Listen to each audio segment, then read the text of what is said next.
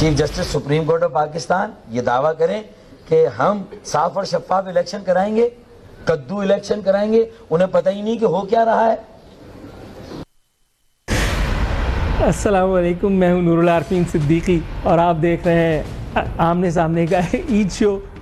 یہ میرے موبائل پہ, میرے لیپ ٹاپ پہ موجود سب سے لوڈ, سب سے زیادہ لائکڈ ویڈیو ہے جس سے آج میں اس شو کا آغاز کر رہا ہوں. اور یہ آغاز بھی بلا سبب نہیں ہے. آج میرے ساتھ موجود ہے وہ ہستی جس نے پاکستانی قوم کو یہ عظیم الشان تحفہ, یہ کدو والی ویڈیو دی. میرے ساتھ موجود ہیں ڈاکٹر فاروق ستار صاحب. سر السلام علیکم. وعلیکم السلام. سب سے پہلے تو عید کی بہت بہت مبارکباد, اور اس کے بعد اسٹریٹ سر پہلے تو میں آپ سے یہ جاننا چاہتا ہوں, یہ اتفاقاً سرزد ہو گیا تھا یہ جملہ, یا یہ غلطی سے مسٹیک ہو گیا تھا, جیسے انداز اپنا اپنا میں ہوا تھا؟ میں یہ پہلے تو بچوں کے عید کا موقع ہے تو آپ کو, آپ کی پوری ٹیم اور تمام دیکھنے والوں کو بھی عید بہت بہت مبارک ہو. اچھا, دوسرا ظاہر ہے کہ یہ ایک ہمارا وہ محاورہ ہے جو کہ ہماری اردو زبان میں کوئی باقاعدہ آفیشیلی یا سرکاری طور پر نہیں ہے یہ, لیکن یہ عوامی سطح پہ جو ہے نا اکثر یہ جملہ بولا جاتا ہے. کسی کو اگر کسی کے بارے میں کچھ معلوم نہ, ککھ معلوم ہے, ہم اس کے بارے میں کوئی جانکاری ہے نہیں, اور خامخواہ بیگانے کی شادی میں عبداللہ دیوانہ, اس طرح کی باتیں ہوتی ہیں. تو یہ بھی میرے خیال میں اسی لیے ہے کہ بھائی وہ جب گوشت گلتا نہیں ہے نا, تو ہماری بہنیں بیٹیاں مائیں جب باورچی خانے میں, تو انہیں پتہ ہوتا ہے کہ پپیتا اس میں ڈالیں گے تو گوشت گلے گا. تو بھائی جس کا جو کام ہو اسی کو سانجھے. اب وہ اگر وہ کہنے کہ ہم الیکشن کرائیں گے, اور جس ماحول میں کرانے کی بات کر رہے تھے, تو ظاہر ہے کہ وہ ممکن ہی نظر نہیں آ رہا تھا نا. اور اس میں اگر الیکشن ہونے تھے تو انفیئر ہونے تھے, ناانصافی پر مبنی ہونے تھے, اور وہ جیری مینڈرنگ ہوتی جو الیکشن میں ہوتی ہے. حلقہ بندیاں کس طرح کی بنی تھی, لوگوں کے سامنے تھی کہ ہمارے حلقے تھے 90,000 کے پر ووٹر پر, ان کے حلقے جو تھے دوسری پارٹی کے جو صوبائی حکومت میں 15 سالوں سے جو ہے وہ قابض ہے, تو ان کے حلقے تھے 15,000 پہ. تو لیول پلینگ فیلڈ ہی نہیں تھا. میچ شروع ہونے سے پہلے ایک ٹیم کو 500 رن دے دیے, تو آپ اگلی ٹیم سے کیا ایکسپیکٹ کریں گے؟ تو یہ حالات تھے. صحیح. اس لیے وہ ایک غم و غصہ تھا, ایک رد عمل تھا, فطری تھا, لیکن اس حد تک کیلکولیٹڈ تھا کہ وہ انتہائی بدتمیزی میں نہیں کیا تھا. مطلب براہ راست, لیکن بات میں نے کہنی تھی, میں نے کہہ دی. سر, عید کے دن کی مصروفیات آپ کی عموماً کیا ہوتی ہیں, یا اس دفعہ آپ کی کیا مصروفیات رہیں؟ دیکھیں, یہ بڑی عید ہے اور یہ بقرہ عید ہے. ظاہر ہے کہ مویشی منڈی سے اس کا آغاز ہوتا ہے, اس کے وزٹ سے وہاں جانا, جانوروں کو دیکھنا. آپ خود جاتے ہیں؟ ہاں, میں جاتا ہوں. اچھا. ہاں, باقاعدگی سے جاتا ہوں, مجھے بلایا جاتا ہے, اور مجھے دیکھ کر بہت خوشی ہوتی ہے کہ ہمارے یہاں یہ والا شعبہ ہماری اکانومی میں بہت زیادہ اس کا اچھا روشن مستقبل ہے. اگر ہم اس کی تھوڑی سی پذیرائی کریں, سرپرستی کریں, اور کراچی میں ایسے جگہ ہیں جو کہ پانی جہاں دستیاب ہے, گڈھاب کا علاقہ, زمین میں پانی ہے, تو اگر وہاں ہم ایک یونیورسٹی بھی بنائیں نا, کیٹل فارمنگ جو ہے نا وہ بڑے پیمانے پہ جو پاکستان کو بہت آگے لے جا سکتے ہیں. ہم اپنے لوگوں کو اس کاروبار کی طرف لائیں, اور یہ کوئی بہت زیادہ مشکل بھی نہیں ہے. پہلے لوگوں کے گھروں میں جانور پلتے تھے, مرغیاں پلتی تھیں, اور پھر وہ اس کو ہر طرح سے استعمال بھی کرتے تھے. تو میرے خیال میں ایک تو یہ میری سوچ بنتی ہے مویشی منڈی جا کر, اور پھر میں جب بجٹ کی سپیچ ہوتی ہے تو اس میں یہ بات میں اٹھاتا ہوں کہ بھئی ہمارے یہاں اس کی ریسرچ ہونی چاہیے. تو بقرہ عید سے ایک تو مناسبت سے یہ ضروری ہے. پھر اب تو وہ مویشی وہ نمائش بھی تو ہونے لگی, ایگزیبیشن میں, جی ہاں, ہے نا.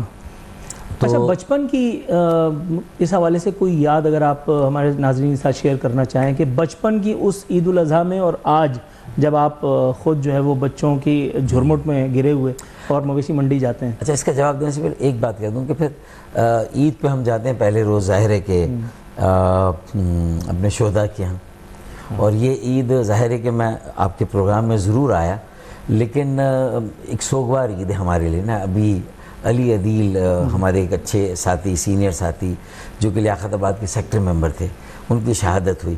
لیکن چونکہ یہ دنیا ہے خوشی اور غم ساتھ ہیں, ہم شہداء کے گھر بھی جاتے ہیں, اور ان کو اس بات کا یقین دلاتے ہیں کہ ہماری خوشی میں بھی ہم آپ کو شریک کرتے ہیں, اور ہم اپنے شہداء کو بھولے نہیں ہیں, اور ان کے خون حق کو ہم رائگاں نہیں جانے دیں گے, اور اپنی طرف سے پوری ایمانداری, دیانتداری سے جو ہے وہ ان کی قربانی کو یاد رکھیں گے. تو میں نے کہا یہ بھی کہہ دوں, دیکھیں بچپن میں تو جاتے تھے, وہ تو شوق تھا کہ بھائی کسی طرح ایسے بکرے کی جوڑی خریدی جائے جو کہ ہرن نما ہو, خوبصورت ہو, اور وہ ایک شوق ہوتا ہے بچوں کو نا، اور پھر ان بکروں کو پورے علاقے میں گھمانا، پارک میں لے جانا، یا جہاں جھاڑیاں اس زمانے میں ہوتی تھی کراچی کے مختلف علاقوں میں، تو وہاں لے جا کے ان کے اس کا انتظام. اس زمانے میں بکرے چوری کی رسم تھی جیسے آج ہوتی ہے؟ بکرے چوری نہیں، میرے خیال میں بکرے چوری ہوتے ہیں ابھی بھی ہوتے ہیں. اب تو خیر ہوتے ہی ہیں، مطلب اس وقت آپ کے وقت میں ہوتے تھے؟ میرے خیال میں اس وقت اتنا نہیں تھا. یہ تو معیشت سے بھی چیزیں جڑی ہوئی ہیں، اور جس طرح کراچی کی تو خاص طور پہ آبادی بے ہنگم بے تحاشا بڑھے چلی جا رہی ہے، لیکن یہ کہ اس قدر روزگار نہیں ہے. تو ظاہر ہے جہاں سے آ رہے ہیں لوگ یہاں، تو ان کو تو وہاں بھی اس طرح روزگار نہیں ہے، تو کچھ نہ کچھ پھر بھی شاید مل رہا ہے. عید کی چھٹیوں میں اگر آپ گھر پہ وقت عموماً تو دیتے ہوں گے، عید پہ ہی کم از کم شاید وہ وقت ملتا ہوگا جب آپ کو تھوڑا سا فیملی کے ساتھ بانٹ لیں. جی کیا مصروفیات نماز پڑھنے کے بعد سب سے پہلے تو آ کر اپنی والدہ کی قدم بوسی ہوتی تھی آج سے کچھ سال پہلے. جی لیکن والدہ کے انتقال کے بعد اچھا ان کا ہاتھ چوما جاتا تھا. اب ظاہر ہے وہ نہیں ہے، تو بچوں کی والدہ سے جو ہے وہ ہو جاتی ہے، موقع ملتا تو ہاتھ بھی چوم لیتے ہیں. تو یہ ہے صورتحال. اور بچے میرے بیٹیاں امریکہ میں ہیں جی، تو ان سے فون پہ بات ہو جاتی ہے، عید سے ایک روز پہلے بھی، عید والے دن بھی، پھر شودا کیا جانا. لیکن دوسرے دن باسعید میں میرے یہاں بھی ایک پنڈال ہوتا ہے، لوگ آتے ہیں.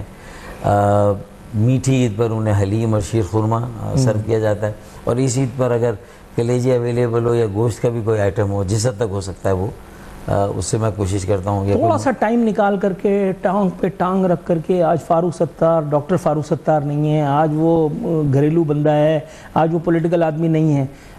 غزلیات کا کوئی معاملات چلتے ہیں، کوئی موسیقی وغیرہ کی طرف کوئی شغف ہوتا ہے؟ وہ 3 ماہ میں ایک بندوبست ہم کرتے ہیں. اپنے ایک دوستوں کا گروپ ہے کالج کے، اچھا، ان کے ساتھ بیٹھ گئے، اور انہی میں سے جس کی آواز اچھی ہے اس نے گا لیا. یہ باقاعدہ کوئی ایسے ایک محلے کی بھی کیٹیگری کے گائک ہوتے ہیں نا، تو ان کو بلا لیا، تو اس سے کام چل جاتا ہے اور وہ شوق بھی پورا ہو جاتا ہے. پھر کچھ شعراء اگر ان میں سے، تو وہ اپنی غزلیں. ذاتی طور پہ کوئی شعر و شاعری وغیرہ کا کبھی شغف؟ نہیں، میں نے کوشش کی تھی جب میں پابند سلاسل تھا نا، تو اس وقت میں نے بڑی کوشش کی، لیکن مجھے اندازہ ہو گیا کہ نہیں، شاعر یا تو ہوتا ہے یا نہیں ہوتا. یہ اس کا ایک چیز. لیکن شعر یاد ہو جاتے ہیں، اشعار یاد ہوتے ہیں، اور بیت بازی میں مقابلے بھی جیتے اسکول کے زمانے سے. تو اس زمانے تو رٹ کر کے ہم لوگ سبھی کر لیتے. اس زمانے میں آشکار ہوا کہ نہیں بھئی یہ ایک چیز ہے. وہ پھر کام آئی بر وقت موقع محل کی مناسبت سے شعر پڑھ دینا. پھر سیاست میں اپنے مخالف کو اگر زیر کرنا ہے، قابو کرنا ہے، تو اشعار سے کام لے لیا کہ بھائی وہ کہتے ہیں نا کہ وہ اس کا ہوتا ہے نا کہ اتنی نہ بڑا پاکی یہ داماں کی حکایت، دامن کو ذرا دیکھ ذرا بندے قوا دیکھ. تو یہ ایک شعر کافی ہوتا ہے. تو یہ چیزیں ہیں اس طرح. اور کوشش کی، محنت کی. ایک مڈل کلاس جو سیاست ہوتی ہے، میں اسی گھر میں رہتا ہوں جس گھر میں میں نے پرائمری اسکول سے میں فارغ التحصیل ہوا، میٹرک بھی وہیں سے کیا، انٹرمیڈیٹ بھی وہیں سے، پھر میئر بنا، وزیر بھی بنا، صوبائی بھی اور وفاقی بھی. لیکن اللہ کے فضل و کرم سے اب تک کتنے کیریکٹرز میں آپ آ چکے ہیں، اندازہ ہے، یاد ہے کچھ؟ دیکھیں، چیئرمین بھی رہا فارن افیئرس کمیٹی کا، پرائیویٹائزیشن کا، سمندر پار پاکستانی، پھر اس کے بعد بلدیاتی وزیر رہا، میئر رہا، پھر ایم این اے. تو کوئی 6ٹھی بار پھر میں یہ ایم این اے بنا ہوں، اور اس سے پہلے 2 مرتبہ صوبائی اسمبلی میں بھی رہا. تو میرے خیال میں ایم کیو میں تو میرا اسکور ابھی تک جو ریکارڈ ہے وہ کسی نے نہیں توڑا. اچھا، اگر آپ سے پوچھا جائے انورٹڈ کاماز میں سب سے منافع بخش منسٹری کون سی ہے پاکستان میں؟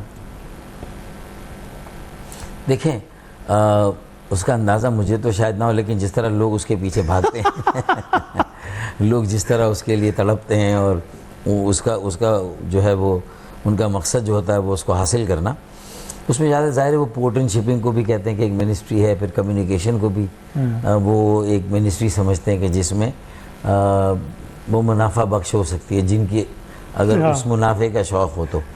لیکن میرے خیال میں ہمیں یہ وزارت ملتی رہی ہے. مجھے یقین ہے کہ میرے وزراء نے کسی اور پارٹی کے وزیر کا ریکارڈ نہیں توڑا ہوگا. اگر وہ صف میں موجود بھی، اگر کچھ دائیں بھائی بھی دیکھا ہوگا تو اس نے وہاں بھی قناعت اختیار کی ہوگی، لیکن سرو بھی کیا لوگوں کو نا. اور مطلب اس میں یہ کہ پورٹ اینڈ شپنگ میں بھی ڈریجنگ جب ہمارے زمانے میں ہوتی تھی تو باقاعدہ ڈریجنگ ہوتی تھی، باقاعدہ اس کے بڑے کانٹریکٹس ہوتے تھے اور نظر آتا تھا. پھر پورٹ قاسم کو ایک صنعتی زون وہاں بنانا لوگوں کو. اب یہ اور بات ہے کہ وہاں وہ انفراسٹرکچر نہ ہو, سہولت نہ ہو, تو اب تک وہ اس طرح سے وہاں پر وہ صنعتی زون وہ کام نہیں کیا. زمین سے اوپر نہیں آیا, زمین تو لوگوں کو مل گئی, پلاٹ تو مل گئے, لیکن ان چیزوں کو آگے جانا چاہیے. اور یہی زمینیں ابھی بچی ہوئی ہیں, ابھی کچھ اور زمینیں بچی ہیں. اب یہ بھی کہیں وہ جو ایک بلڈر مافیا یا پورشن مافیا, اس کی نظر نہیں ہونی چاہیے. وہ وہاں بچی ہے, گڈاپ میں بچی ہے, کچھ سرجانی میں بچی ہے. تو اب سرجانی میں بھی جس طرح پھر قبضے ہو رہے ہیں, وہ تو میرا حلقہ ہے, تو وہاں بڑا چیلنجنگ ہے اس قبضے کو روکنا. سر چیلنج کا آپ نے ذکر کیا, سب سے بڑا چیلنج جو آپ نے بتایا ابھی مجھے کہ آپ کی صاحبزادیاں بیرون ملک ہیں, صاحبزادیوں کے بغیر, اولاد کے بغیر باپ کا یا ماں کا یا دونوں کا عید گزارنا کتنا مشکل ہوتا ہے؟ دیکھیں, ظاہر ہے کہ وہ ایک بڑی آزمائش ہے.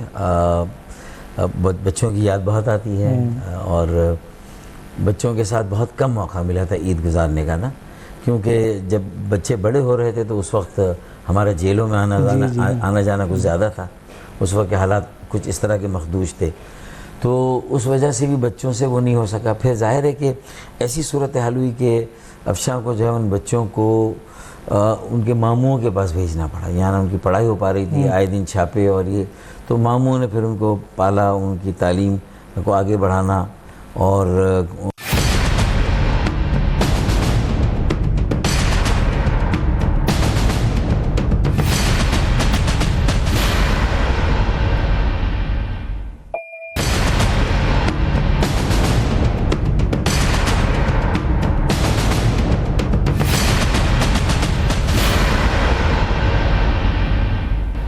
محکمہ ناظرین, بات ہو رہی ڈاکٹر فاروق ستار سے. ڈاکٹر صاحب, سر میں نے اپنے بچپن کے اس ڈاکٹر فاروق ستار کا تذکرہ کیا جن کی شادی میں بڑا ہنگامہ ہوا تھا, یا بہت سارے معاملات تھے.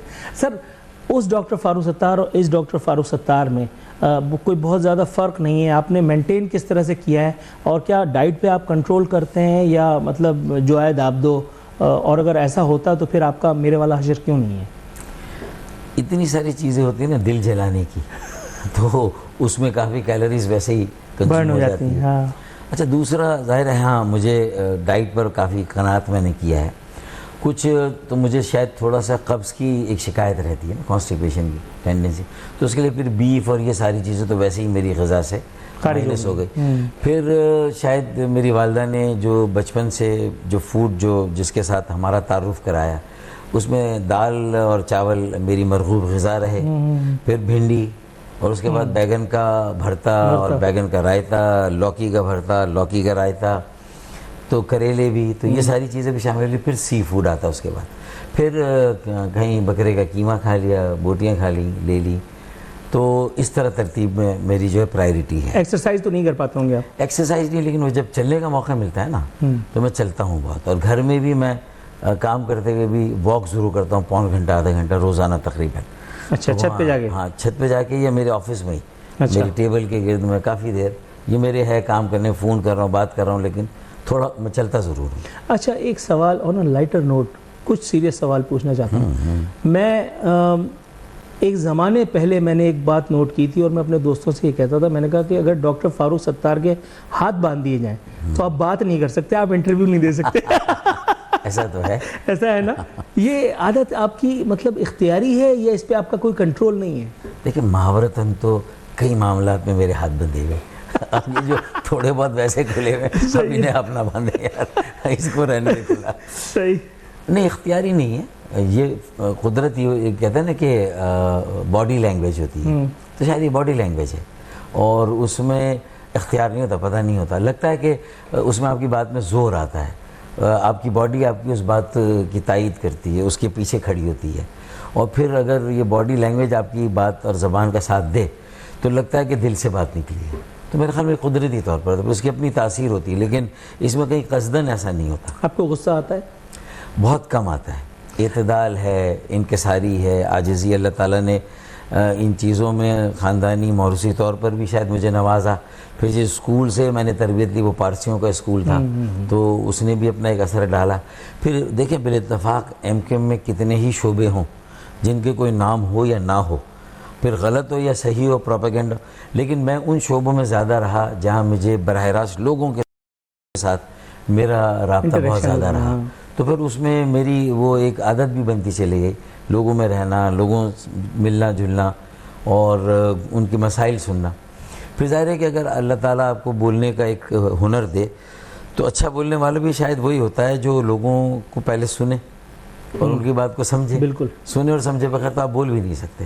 تو میرے خیال میں یہ بھی اللہ تعالیٰ نے ایک ٹینڈنسی، ایک رجحان دیا ہے کہ میں لوگوں کی باتوں کو سنتا ضرور ہوں. اچھا، آپ کی وجہ سے کبھی والد صاحب کو، والدہ کو، چاچا، ماموں، تایا، خالو، کسی کو کبھی غصہ آیا؟ اور اگر آیا تو اس کے بعد آپ کو نذرانِ عقیدت پیش کیا گیا ہوگا بچپن میں سر؟ یہ تو بتائیے پلیز. دیکھیں وہ تو ظاہر ہے کہ ماں باپ، مطلب دل کھول کے پٹائی ہوئی، سیدھا سیدھا سوال. نہیں، ماں باپ سے بڑی تو کوئی نعمت ہے ہی نہیں بے شک ہے دنیا میں. بے شک. اچھا، لیکن اور ظاہر ہے کہ ماں باپ بھی جب آپ کی تعلیم کے لیے اپنے وسائل کم ہونے کے باوجود بھی اتنا آپ کی تربیت کرے، آپ کو تعلیم دلائے، تو پھر کہیں نہ کہیں ظاہر ان کا بھی حق ہے کہ جب وہ آپ دیکھیں کہ آپ کسی چیز پر مطلب انکار کر رہے ہیں، نافرمانی کر رہے ہیں اور ان کی بات نہیں سن رہے، تو پھر میرے والد صاحب مجھے باتھ روم میں بند کر دیتے تھے مجھے. اچھا. ہاں، ایک دو موقع پر ایک آدھ ہاتھ مارا، ہاتھ نہیں زیادہ مارتے تھے، میری اماں بچاتی تھی. تو پھر باتھ روم بند کیا، لیکن میں بھی اسی وقت سے شاید وہ جو کہتے ہیں نا وہ کلیکٹیو بارگیننگ ایجنٹ کی پالیٹکس ہوتی، تو میں وہاں نل کھول دیتا تھا باتھ روم میں. تو ظاہر ہے کہ وہ پورے محلے کا، بلڈنگ کا پانی ضائع ہو جاتا. وہ کہتے بھائی اپنے بچے کو باہر نکالے، ہمارا کیا قصور ہے. اچھا، آپ کا صرف ایک ہی کلپ ہے جس میں آپ غصے میں ہیں؟ ہاں، جس میں آپ ٹیلی فون پہ ہیں اور شاید حیدر عباس رضوی سے بات کر رہے تھے. آپ کیا بات کر رہے ہیں حیدر بھائی؟ اس کے علاوہ کوئی کلپ بھی نہیں ہے آپ کا ایسا؟ ہاں ظاہر ہے وہ اتنا نیچرل ہوتا ہے پھر ظاہر ہے. اور اگر اس موقع پر آگے کیمرے بھی سامنے تو پھر اس کو کیسے آپ روکیں گے. اچھا، اپنی ہی جماعت میں کوئی شعلہ بیان؟ سال میں ایک بار آتا ہے غصہ. اچھا. ہاں، وہ آتا ہے تو پھر وہ ایسے آتا ہے کہ میں نے اپنے جو افسران ماتحت ہیں ان کے اوپر پیپر ویٹ بھی اٹھا کے پھینکا ہے. ہاں ایسا ہے. پھینکا ہے؟ ہاں، اور ہاتھ لگا ہے کسی کو؟ ہاں لگا ہے. پھر کیا ہوا؟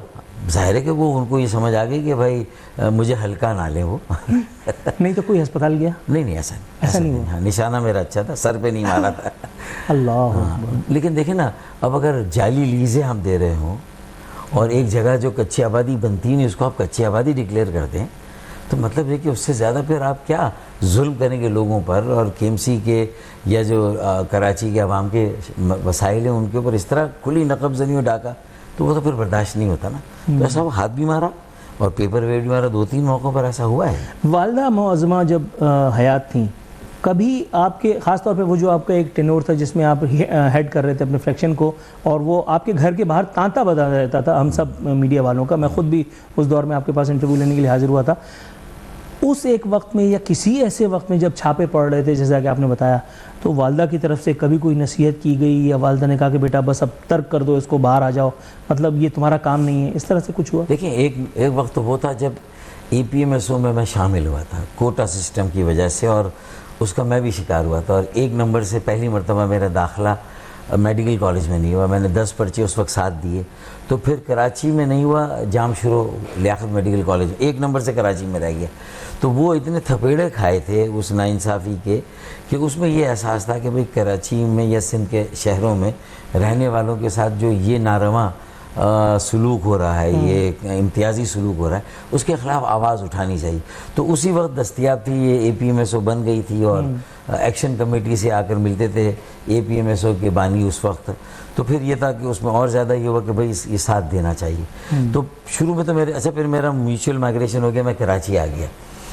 تو اچھا وہاں بھی جس طرح فرسٹ ڈے پھول منایا جاتا ہے، وہاں قوم پرستی کے جو مظاہرے ہوتے ہیں اور جو مارا پیٹا جاتا تھا، نان سندھی اسپیکنگ کو جو وہاں کی ایک روایت رہی تھی، تو وہ بھی ساری چیزیں دیکھ لی تھی. تو پھر یہاں آنے کے بعد اے پی ایم ایس سے جوائن کی. والدین کو جو ہے وہ ایک عرصے کے بعد پتہ چلا، اور جب انہیں پتہ چلا تو انہوں نے تو بہت برا منایا کہ ہم نے ڈاکٹر بنانے کے لیے بھیجا، پڑھنے بھیجا، تو سیاست میں جا رہا ہے. تو پھر پوری پنچایت بیٹھی تھی. میری باجی کے سسر جو تھے وہ بھی ہمارے خاندان کے بڑے تھے، میرے ماموں تھے، میرے خالو تھے، ان سب نے ایڑی چوٹی کا زور لگا لیا، لیکن وہ مجھے قائل نہیں کر سکے اور میں نے ان کو قائل کیا.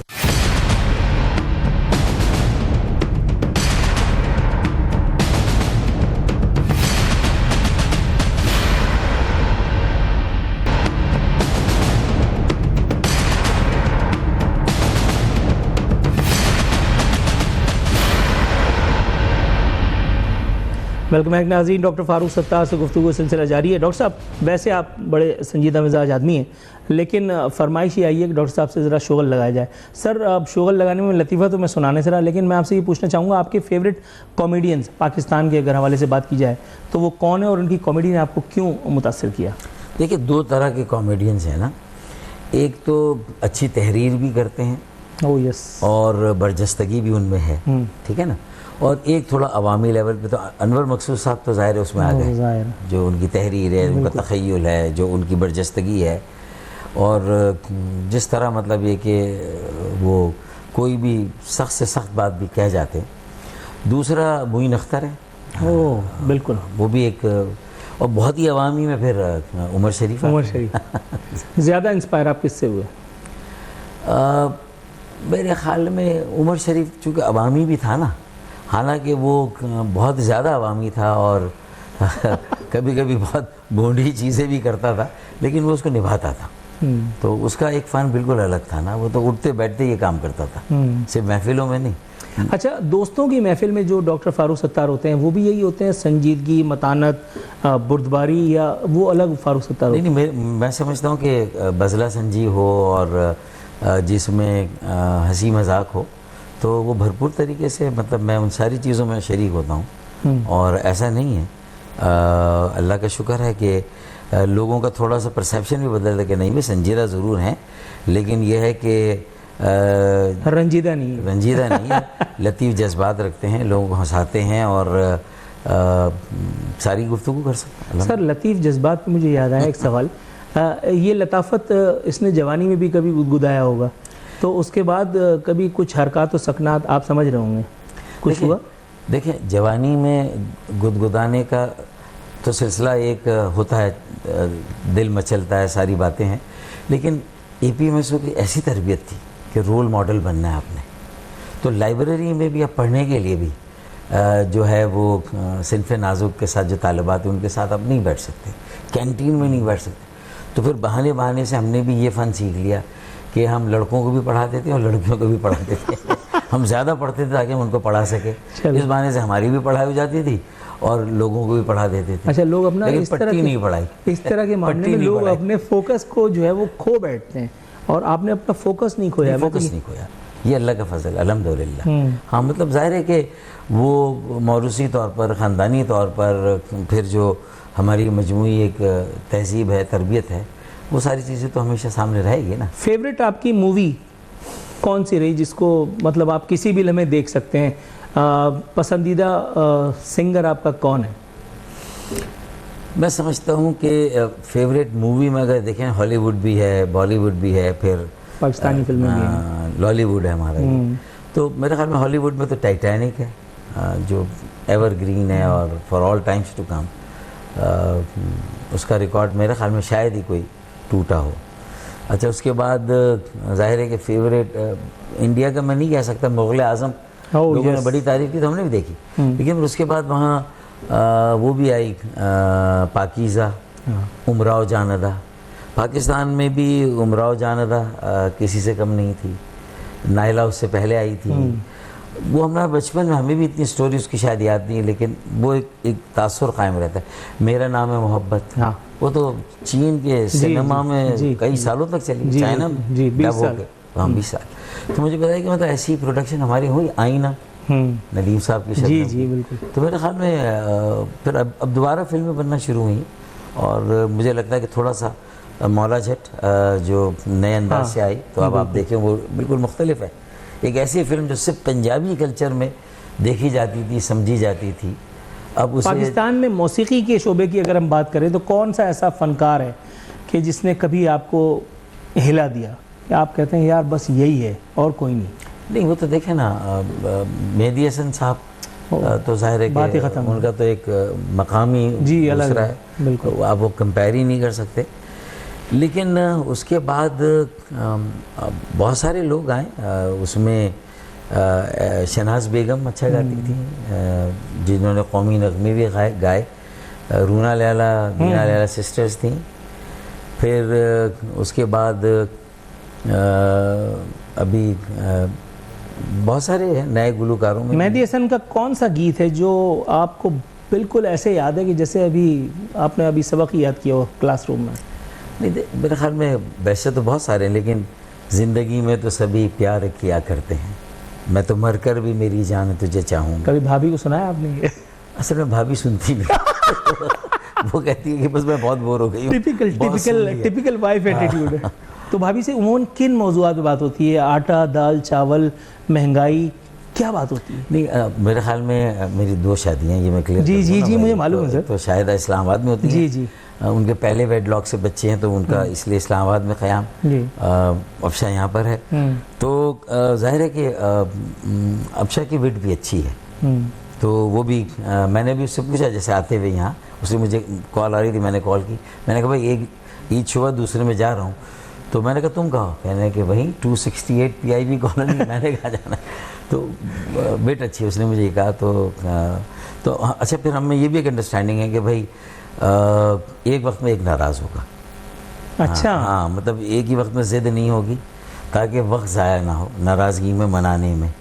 اور پھر منانے کا فن مجھے بھی آتا ہے، اس کو بھی آتا ہے. تو شروع میں ذرا مشکل تھی، لائف بہت ٹف تھی. انہیں پتہ تو تھا کہ بھائی میئر ہے، پالیٹکس میں ہے، اور اتنا آسان نہیں ہے. کچھ سمجھایا بھی تھا، بتایا بھی تھا ایڈوانس میں، لیکن پھر بھی دیر سے آنے میں تو ظاہر مسئلہ ہوتا تھا. اچھا سر، میں نے جتنے 2 شادیوں والوں سے بات کی ہے، اس کے بعد میں کم سے کم 2 دن رنجیدہ رہا ہوں. اور میں مسلسل سوچتا رہا ہوں کہ یہ ہوا کیا ہے. آپ نے اتنا بڑا قدم جو اٹھایا تو اس کے ریپرکشنز بھی کچھ ہوتے ہوں گے.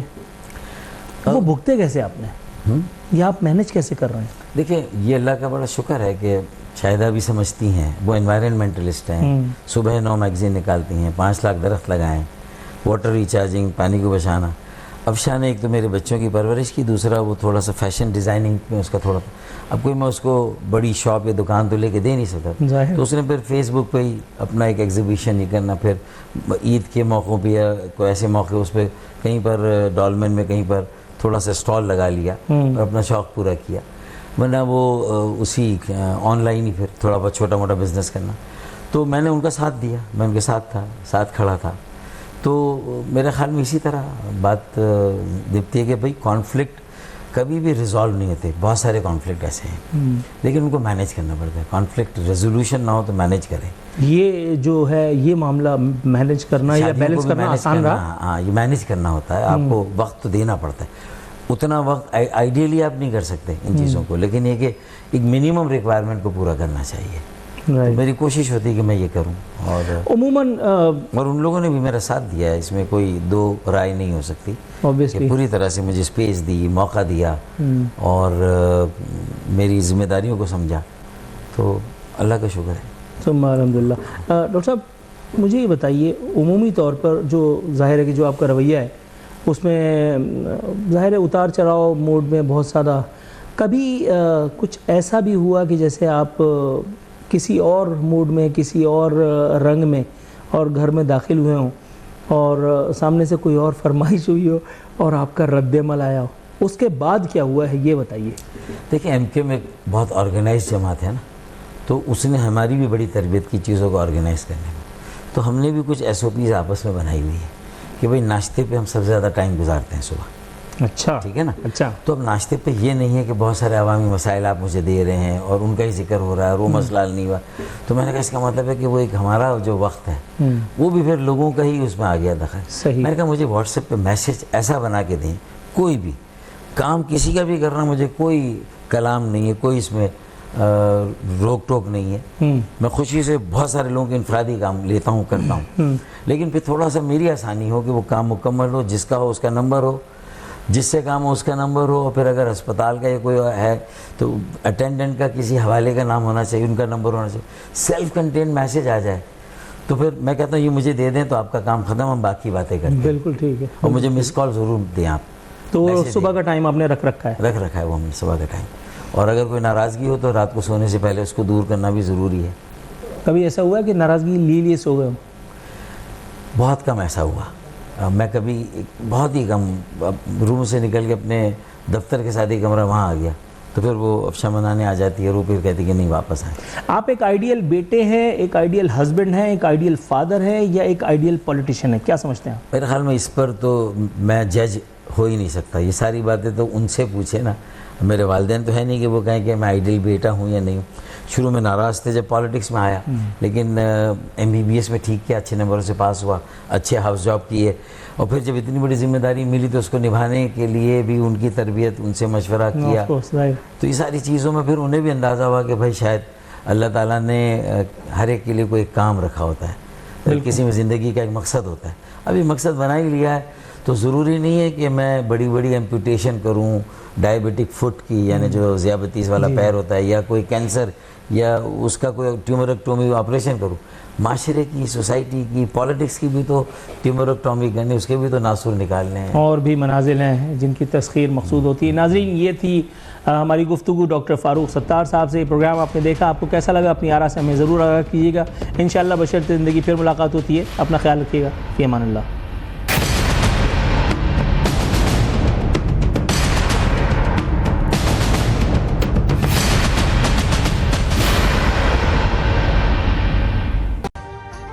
ابھی سبسکرائب کریں تاکہ کوئی خبر رہ نہ جائے.